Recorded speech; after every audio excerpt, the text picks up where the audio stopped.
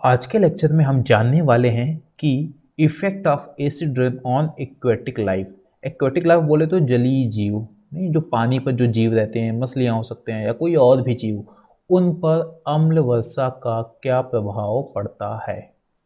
आगे बढ़ते हैं, इमेज देख लीजिए, इससे आपको अंदाज़ा लग गया होगा कि कुछ शायद अच्छा प्रभाव तो नहीं ही पड़ता होगा।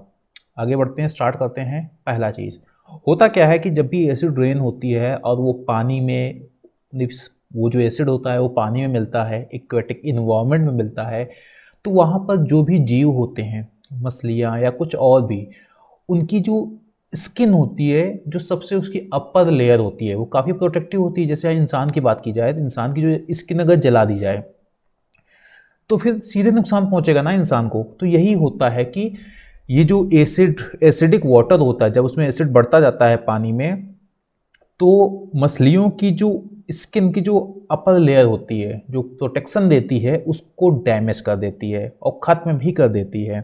तो जिससे कि सीधे निगेटिव इम्पैक्ट पड़ता है उन एक्वेटिक क्रिएचर्स पर, उन जलीय जीवों पर। पहला नुकसान। दूसरा, एसिड रेन से मछलियों के जो गिल्स होते हैं, जहाँ से वो सांस लेती हैं, उनको नुकसान पहुँचता है। जब गिल्स को नुकसान पहुँचेगा तो वो सांस लेने में उनको समस्याएं खड़ी हो जाती हैं, तो making it difficult for them to breathe. ये दूसरा है। आगे समझते हैं। जैसे मान लो जो पीएच लेवल 5 अगर पहुंच जाता है तो मोस्ट ऑफ द केसेस में जो मछलियों के अंडे होते हैं वो हैच नहीं कर पाते। हैचिंग मतलब समझ लो उन अंडों से मछलियां बाहर नहीं आ पाती हैं। अगर इससे भी कम हो जाता है तो at lower pH level some adult fish die. दो चीज़ें हैं, अगर पीएच का मान 5 तक पहुंच गया तो अंडों से मछलियां बनेंगी ही नहीं। एक तो ये नुकसान पहुंचता है, और बहुत सारी जो मछलियां होती हैं वो तो इस जो पीएच लेवल 5 ऐसे कम होता है तो ऐसे ही खत्म मर जाती हैं। यही होता है रीजन कि बहुत सारे जो एसिडिक लेक्स होती हैं वहाँ पर मछलियाँ नहीं पाई जाती हैं। तो समझ लो मछलियों की जो जनसंख्या होती है उस पर सीधा अटैक होता है एसिड रेन से।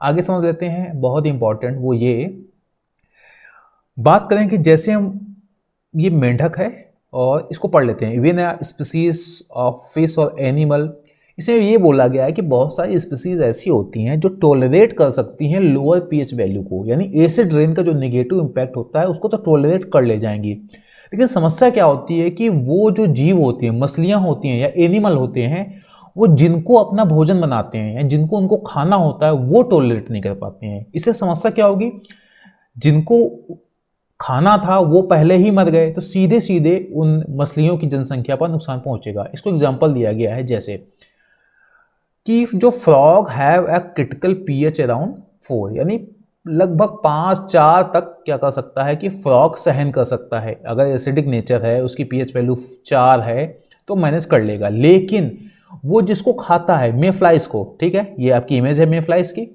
वो जिसको खाता है वो 5.5 पीएच लेवल के नीचे सर्वाइव ही नहीं कर सकती। अब समस्या क्या होगी, फ्रॉग तो जिंदा रह जाएगा लेकिन ये मे फ्लाइज मर जाएगी। जब ये मर जाएगी तो उसको कुछ खाने को नहीं मिलेगा तो ये भी मर जाएगा आगे।